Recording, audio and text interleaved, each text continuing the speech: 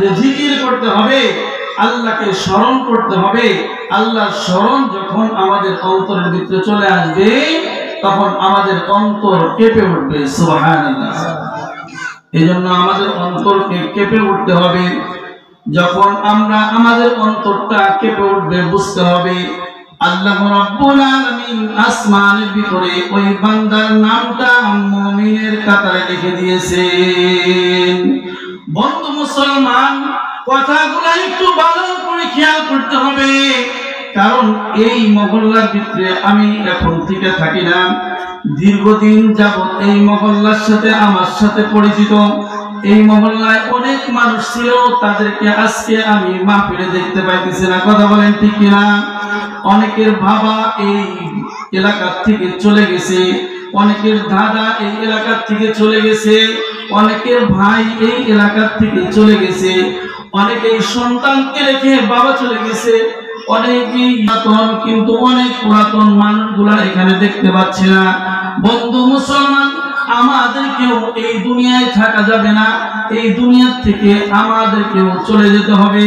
তাহলে চলে যদি যেতে হয় আল্লাহর খাতায় মুমিন হিসাবে আমাদেরকে নাম লাগাইতে হবে। কথা বলেন ঠিক কিনা?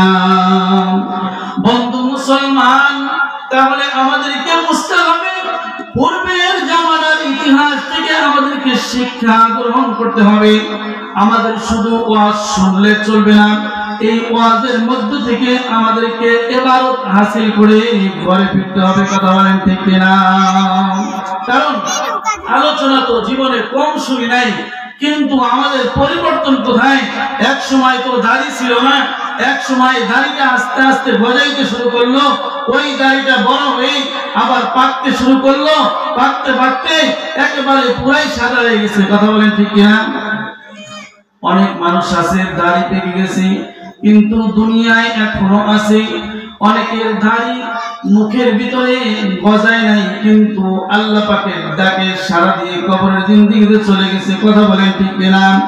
এই জন্য কার কোন সময় আল্লাহ রাব্বুল আলামিন ডাক দিয়া ফেলবে তার আগেই আমাদেরকে সতর্ক হতে হবে। আর এই সতর্কতা হওয়ার জন্যই দিনই একটা মাহফিলের ব্যবস্থা করা হয়েছে। কথা বলেন ঠিক কিনা? যুবকরা এই মহল্লার ভিতরে এই কয়েকজন না, অনেক যুবক আছে বাইরে ঘুরতেছে, ঠিক না? হতে পারে এই মাহফিলটাই শেষ মাহফিল, এরপরে আর সুযোগ নাও হতে পারে। কথা বলেন ঠিক কিনা? কারণ অনেক মানুষকে আমি দেখেছি আমার সাথে একসাথে বসে এই এলাকার মানুষ কথা বলেছে, কিন্তু এখন ওই মানুষগুলো আর দেখি না। মসজিদের বারান্দায় যাই, ঘরের ভিতরে ঢুকি, ওই মানুষগুলোর সাথে আর সাক্ষাৎ হয় না, চলে গেছে কবরের জিন্দেগিতে। কোন সময় যেন আমিও চলে যাব, এই দুনিয়ার থেকে বিদায় নিয়ে চলে যাব। এক সময় বলবে হাফেজ মাওলানা সাইফুল্লাহ আশরাফ নাই, দুনিয়ার থেকে বিদায় নিয়ে চলে গেছে। কথা বলেন ঠিক কিনা? এই জন্য আমাদেরকে মুমিনের খাতায় নাম লেখাইতে হবে। কথা বলেন ঠিক কিনা? এই মুমিনের খাতায় নাম লেখাইতে পারলে আল্লাহ রাব্বুল আলামিন ওই মানুষটাকে আল্লাহ পুরস্কার দিবেন। সুবহানাল্লাহ।